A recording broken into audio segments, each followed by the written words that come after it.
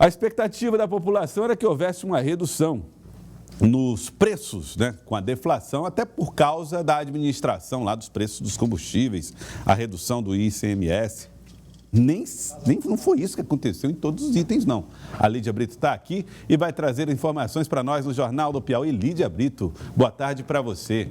Os preços não caíram como imaginávamos, Lídia? Pois é, Joelson, o IBGE divulgou, o IPCA, que é esse indicador oficial da inflação no país, que mostra que essa deflação aí de 0,68% com relação ao mês anterior, o mês de julho, ela não chegou ainda, Joelson, no que é mais esperado pela população, a cesta básica ali no preço dos alimentos. A gente tem aqui uma tabela que mostra aí esses alimentos aqui que fazem parte da cesta básica do brasileiro e que, pelo contrário, Joelson, nos últimos 12 meses tem acumulado altas, A gente tem visto aí o leite longa-vida, como o principal vilão aí nessa alta constante dos preços dos alimentos, e isso, Joelson, leva também a uma alta dos derivados, como a manteiga, requeijão,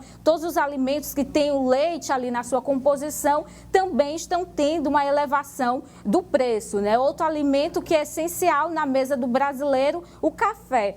Também aí com preço alto, banana, feijão, a batata em primeiro lugar. E aí, Joelson, a população fica meio confusa, Por que a gente está vendo constantemente esse noticiário, o IBGE divulgando aí essa tendência de queda, Essa deflação nos meses anteriores, por que isso não se reflete até agora no preço dos alimentos? A gente conversou hoje com o economista Fernando Galvão, que nos ajuda a entender o que é a deflação e por que a gente ainda não está sentindo esse efeito no carrinho do supermercado. Vamos acompanhar. A deflação no Brasil ela está sendo caracterizada principalmente pelo IPCA, o Índice de Preços ao Consumidor Amplo. Ele aqui está mostrando que está havendo uma queda nos preços da economia brasileira, mas é preciso destacar que o IPCA, que é o Índice de Preços ao Consumidor Amplo, ele vai avaliar, ele usa como parâmetro calcular a inflação de quem ganha até de um salário mínimo a 40 salários mínimos. É um espectro muito amplo, é muito generalista. Por isso que é muito possível que o cidadão olhe para o IPCA e ele aponte queda nos preços, mas quando você vai olhar para o supermercado, para o mercadinho, você não percebe tanta queda nos preços. É porque a avaliação, a amostra que o IPCA usa, ele é muito amplo.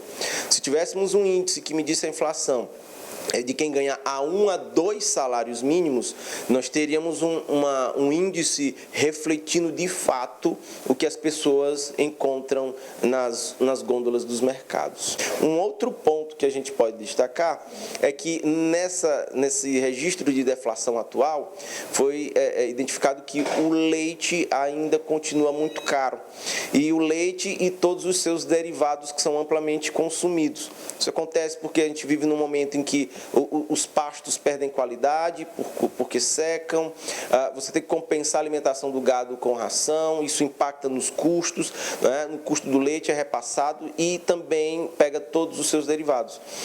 Então, a gente ainda continua com o orçamento familiar bem apertado por conta desses preços.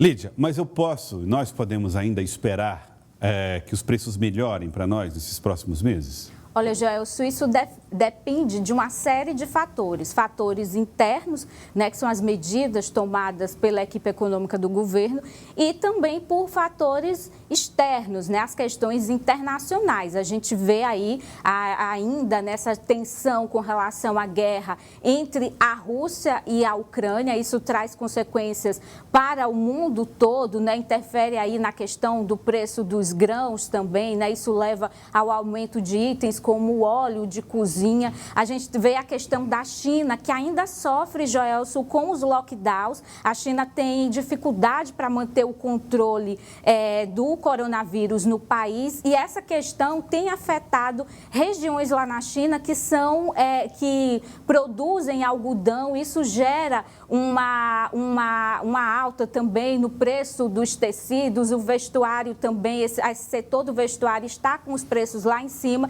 Então, são uma série de fatores, Joelson, que leva ao aumento, né, dos preços, né, aqui de alimentos, de vestuários, de diversos setores. Então, é até complicado, Joelson, tentar prever o que vai acontecer lá na frente. Mas esse resultado apresentado pelo IBGE mostra que, de fato, essas medidas do governo zerando ou reduzindo impostos com relação aos combustíveis teve um impacto esperado, né, nesses preços que são chamados preços controláveis, né, de combustíveis e energias, só que no caso dos alimentos tem um impacto muito grande do diesel, né? O diesel não apresentou, né, aí a redução, como a gente viu, da gasolina e do etanol. Então, a política do diesel está mais ligada às questões do preço, né, internacional do barril do petróleo. Então, Joelson, há essa possibilidade de redução, sim, do preço dos alimentos, mas depende de uma série de fatores, né? Então, é muito difícil